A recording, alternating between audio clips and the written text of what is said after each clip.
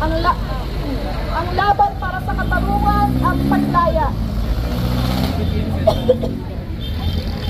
Isa sa pinakamalaking pagkilos ay ginanap noon sa Estados Unidos at ilan pa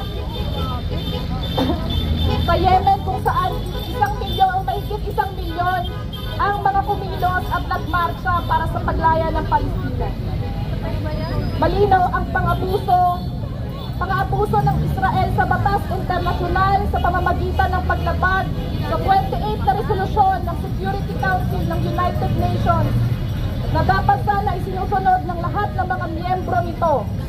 Ang mga konbensyon sa Geneva ng 1949, lalo na ang iba pang karagdagang mga protocol, ay nagbibigay ng legal na basihan sa karapatan ng mga mamamayang Palestino na magwakas sa kanilang pagkaapi. Kahit na may magbabala sa patuloy na paglala ng krisis para sa 2.3 milyong mga Palestino na naiipit sa Gaza, nagpatupad pa rin ang Israel ng isang ganap na pagkupkop sa teritoryo. Mula pa noong itinatag ang Israel noong 1948, ang Estados Unidos ang naging pinakamalaking tagapagbigay ng ayuda sa militar nito. Binigay nito ang pondo at mga armas sa mga labanan na nagresulta sa pagkamatay ng libo-libong mga Palestino at lumikha ng mga milyong-milyong mga refugees. Ngayon ang panahon para sa pagkilos. Sa kabila ng anumang pananaw natin sa Hamas, ang ating dapat unahin ng pagsuporta sa Palestina.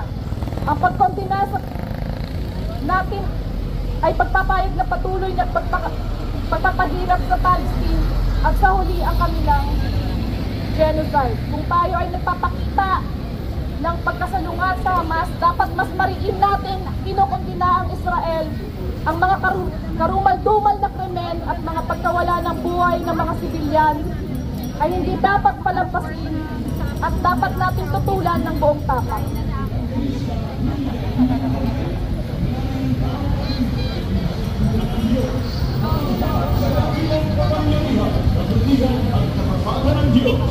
Maraming salamat mula sa Youth for Nationalism and Democracy.